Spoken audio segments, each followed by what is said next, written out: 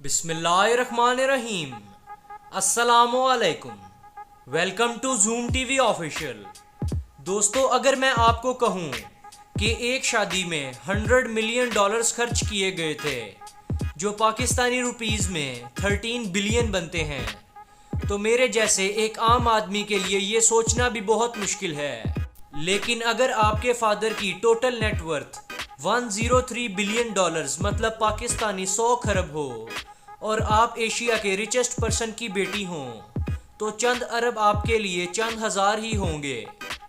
जिस शादी की बात मैं कर रहा हूँ उसमें पूरी दुनिया से 600 के करीब वर्ल्ड की मोस्ट पॉपुलर शख्सियात को इनवाइट किया गया था और उन्हें इनविटेशन कार्ड्स के साथ गोल्ड के नेकलेस भी दिए गए थे।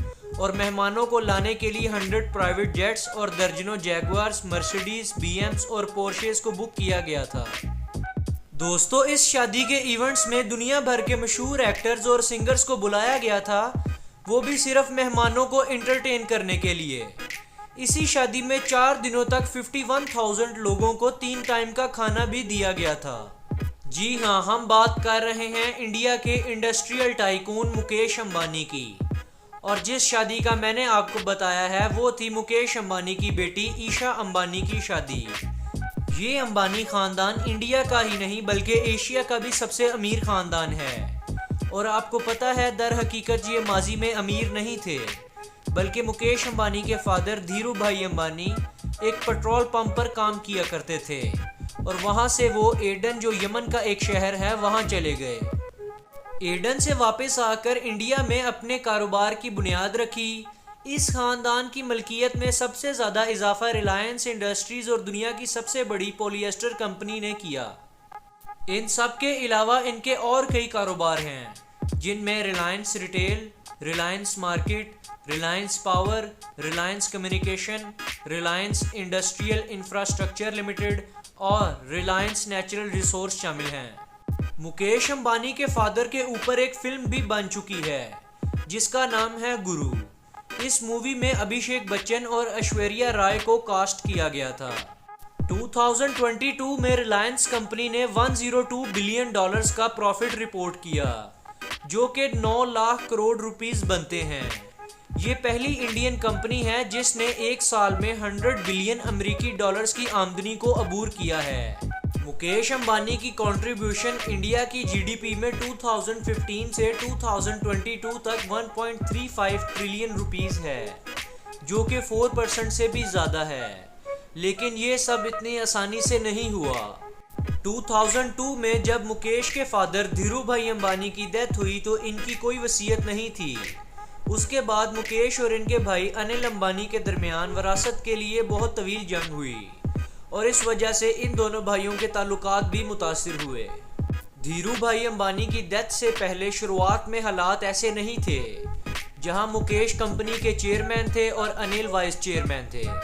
मगर बाप के मरने के बाद ही दोनों में तनाज़ात बढ़ने लगे और तनाज़ात इतने बढ़ गए कि इनकी मां को मुदाखलत करना पड़ गई और इस वजह से 2005 में रिलायंस ग्रुप दोनों में बांट दिया गया, जिसके तहत मुकेश अंबानी को ऑयल, गैस, पेट्रोकेमिकल्स और दीगर कारोबार दिए गए, जिसके होते हुए आज मुकेश अंबानी एशिया के टॉप रिचेस्ट पर्सन बन गए हैं। दूसरी जानिब अनिल अंबानी को रिलायंस पावर, रिलायंस टेलीकम्युनिकेशन और रिलायंस इंफ्रास्ट्रक्चर दिया गया, जो कि कुछ साल पहले बैंकरप्ट तक हो गए थे।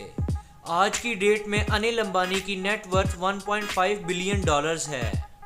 दोस्तों, अब वापस आ जाते हैं अपने मेन टॉपिक की तरफ। मुकेश अंबानी का बचपन दूसरे बच्चों की तरह आम नहीं था।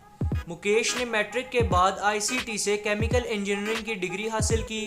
बाद में स्टैनफोर्ड यूनिवर्सिटी में एमबीए में दाखिला लिया, पर अपने फादर के कहने पर वहां से ड्रॉप ले लिया। बात कुछ यूं हुई कि former Indian prime minister Indira Gandhi के दौरे हुकूमत में 1980 में पॉलिएस्टर मैन्युफैक्चरिंग प्राइवेट सेक्टर को देने का फैसला किया गया। तो मुकेश के फादर उस वक्त इतने बड़े बिजनेसमैन नहीं थे, मगर इन्होंने भी लाइसेंस के लिए अप्लाई कर रखा था, क्योंकि वो भी PFY मतलब polyester filament yarn manufacturing plant लगाना चाहते थे।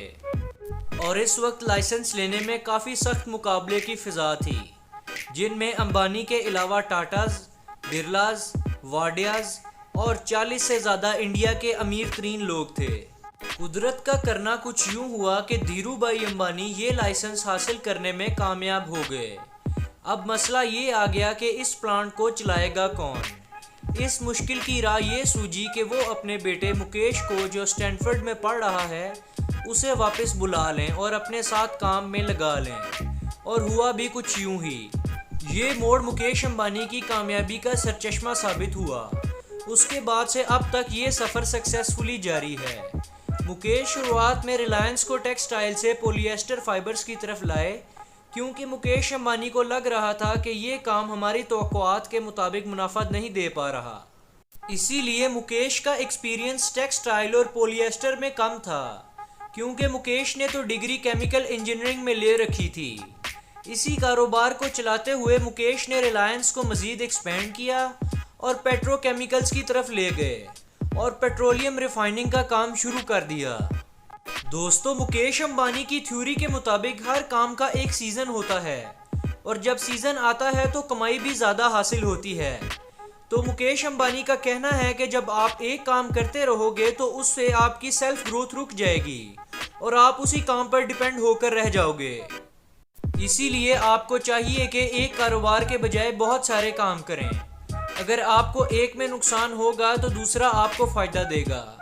इस तरह आप अपने बिजनेस वेंचर को फुली ऑपरेशनल और एक्टिव रख सकेंगे।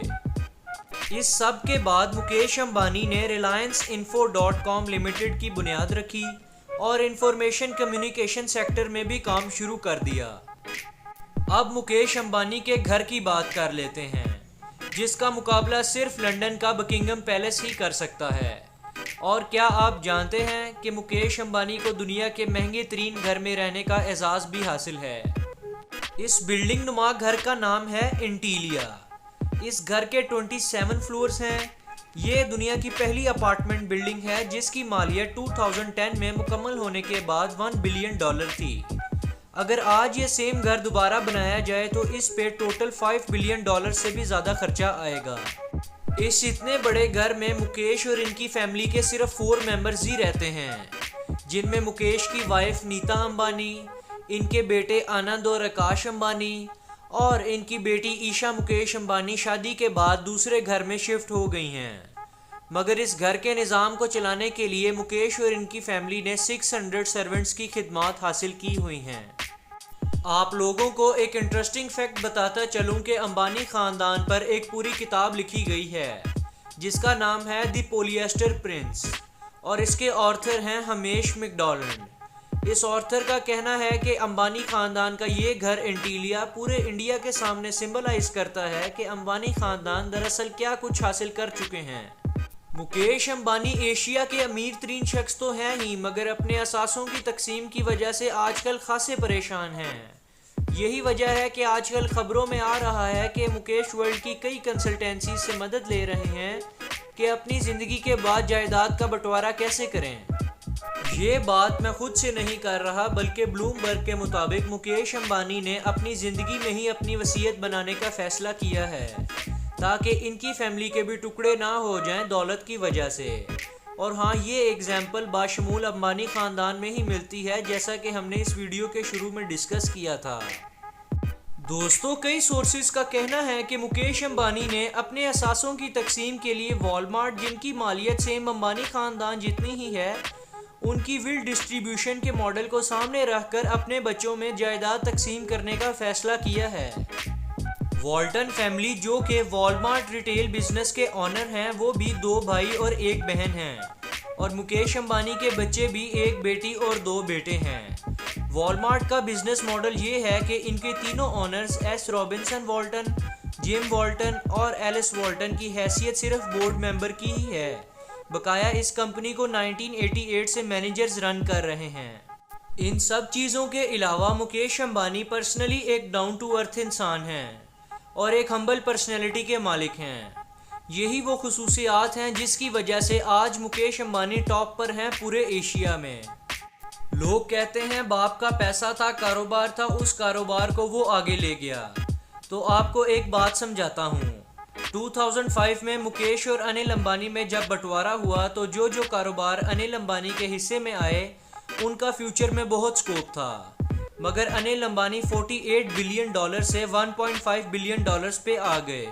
बात सिर्फ यहाँ नहीं रुकती, मुकेश अंबानी को जो कंपनीज मिली वो भी काफ़ी थी, मगर अनिल अंबानी ने अपनी कंपनीज को अपग्रेड नहीं किया था और मुकेश अंबानी 2G से 3G और 3G से 4G तक अपग्रेड करते गए अपने टेलीकॉम सेक्टर को। टेलीकॉम सेक्टर के अलावा भी मुकेश अपनी हर कंपनी के अंदर नए इनोवेशंस लाते रहे, जैसे कि शहरी इलाकों में डिफरेंट मार्केट स्ट्रेटेजी और देहाती इलाकों में अलग। इसी वजह से आज मुकेश की हर कंपनी का मार्केट शेयर बहुत ज़्यादा है बाकी कंपनी से जो एक ही वक्त में मुकेश के साथ बिजनेस में एंटर हुई थी। तो दोस्तों ये थी आज की वीडियो। आपको ये वीडियो कैसी लगी इसका इजहार कमेंट सेक्शन में लाजमी करिएगा और वीडियो को लाइक और शेयर ज़रूर करें। आपसे जल्द मुलाकात होगी नेक्स्ट वीडियो में। अल्लाह निगहबान।